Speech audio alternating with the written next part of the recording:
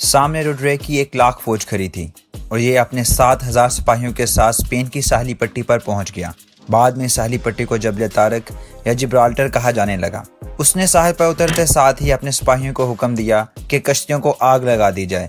یہ بات سن کر سپاہی گھبرا گئے اور پوچھا، آپ ایسا کیوں کر رہے ہیں؟ جس کے جواب میں طارق بن زیاد نے تاریخ ساز تقریر کی۔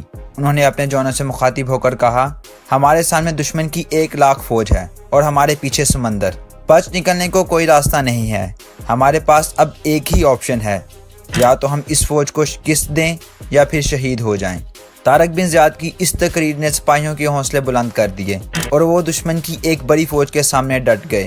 آج کی ویڈیو میں ہم جانیں گے کہ مسلمان نے اندلس کیسے فتح کیا اور اسے فتح کرنے کی ضرورت کیوں پیش آئی۔ اسلامی تاریخ کے 2 بہادر جرنیل طارق بن زیاد اور موسیٰ بن نصیر گمنامے کی موت کیوں مرے۔ Welcome to my YouTube channel the tech ejection. حضور صلی اللہ علیہ وسلم کے وصال کے بعد مسلمانوں کو ہر طرف سے جنگ کی دھمکیاں مل رہی تھیں۔ روم اور فارس کی طاقتور سلطنتیں اسلام کو جڑ سے ختم کرنے پر تلی ہوئی تھیں، لیکن مسلمانوں نے نہ صرف ان سلطنتوں کو شکست سے دوچار کیا بلکہ 50 سال کے قلیل عرصے میں اسلامی حکومت کو 3 بڑے اعظموں تک پھیلا دیا۔ اسلام جس بھی خطے میں گیا اس نے وہاں ذات پات اور اونچ نیچ کا نظام ختم کر کے مساوات اور اخوت کا نظام نافذ کیا، جس سے قسم پرسی کی زندگی گزارنے والے بہت سے لوگ اسلام میں داخل ہوئے اور اسلامی حکومت میں اہم عہدے بھی حاصل کر پائے۔ یہ آج کا مراکش ہے اور یہ اسپین۔ چونکہ مراکش افریقہ میں واقع ہے اور اسپین یورپ میں، دونوں ممالک میں بائی روڈ ڈسٹنس 1312 کلومیٹر ہے، جبکہ دونوں ممالک میں بائی سی ڈسٹنس صرف 14.3 کلومیٹر ہے۔ یہ 711 عیسوی کا سال تھا۔ یہ بنو امیہ کا دور تھا۔ ولید بن مالک مسلمانوں کا خلیفہ تھا۔ دمشق اسلامی حکومت کا دارالخلافہ تھا۔ اس وقت اسلامی حکومت افریقہ تک پہنچ چکی تھی۔ موسیٰ بن نصیر افریقہ کا والی تھا۔ ابراہیم یوسف موسیٰ کا خادم تھا۔ ابراہیم نے ہمیشہ موسیٰ کا ساتھ دیا اور 2 بار اس کی جان بھی بچائی۔ موسیٰ نے اس وفاداری کے بدلے ابراہیم کو منہ بولا بھائی بنا لیا اور اپنا نائب مقرر کر دیا۔ ابراہیم ایک جنگ میں شہید ہو گیا۔ ابراہیم کی بیوہ نے اپنے بیٹے طارق بن زیاد کو ساتھ لیا اور موسیٰ کے محل پہنچ گئی۔ موسیٰ نے طارق کے سر پر ہاتھ رکھ دیا اور یوں وہ موسیٰ بن نصیر کی سرپرستی میں آ گئے۔ یوں طارق بن زیاد پیدائشی جرنیل بن گئے۔ سپاہ گری ان کے خون میں شامل تھی۔ وہ تلوار سے اس طرح کھیلتے جیسے پرندے ہواؤں سے۔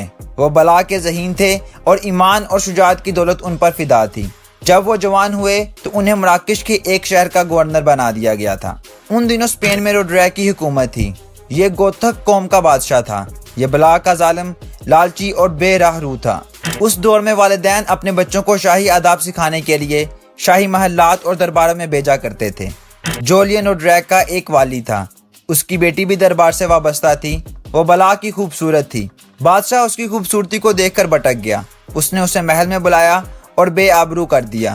بیٹی نے باپ کو اطلاع دی اور جولین بیٹی کو لینے محل پہنچ گیا۔ اس نے اپنی کسی حرکت سے ظاہر نہ ہونے دیا کہ وہ بیٹی پر گزری قیامت سے واقف ہے۔ اس نے بیٹی کو چھٹیاں گزارنے کے بہانے ساتھ لیا اور گھر چلا گیا۔ جب وہ آخری بار بادشاہ سے ملاقات کرنے کے لیے گیا تو بادشاہ نے کہا، جولین تم اس بار ہمارے لیے کوئی تحفہ نہیں لائے۔ جولین نے ادب سے سر جھکا کر جواب دیا، حضور اگلی بار میں آپ کو ایسا تحفہ دوں گا کہ لوگ صدیوں تک اسے یاد رکھیں گے۔ جولین اس کے بعد سیدھا موسیٰ بن نصیر کے پاس حاضر ہوا اور موسیٰ بن نصیر کو اسپین پر حملہ کی ترغیب دی۔ موسیٰ بن نصیر یورپ کے ساتھ چھیڑ چھاڑ نہیں کرنا چاہتا تھا، مگر جولین کی باتوں میں دم تھا اور اس کی کہانی بھی افسوسناک۔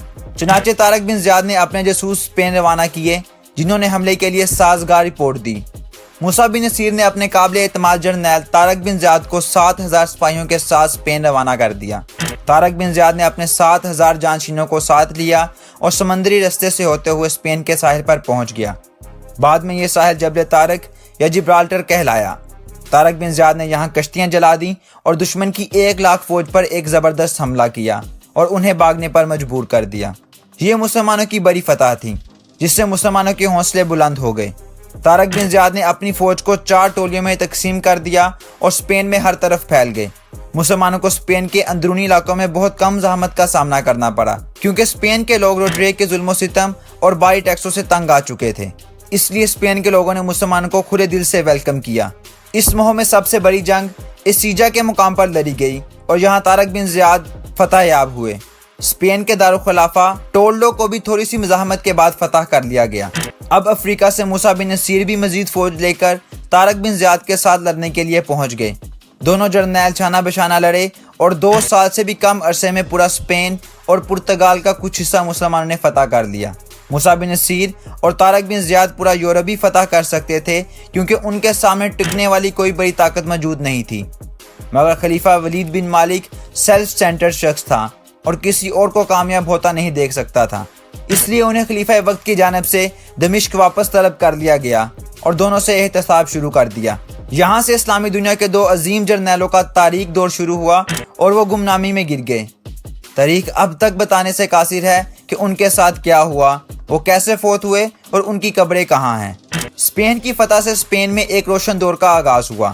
مسلمانوں نے وہاں ایک ایسا معاشرتی نظام متعارف کروایا جس میں تمام لوگوں کو مذہبی آزادی دی گئی تھی۔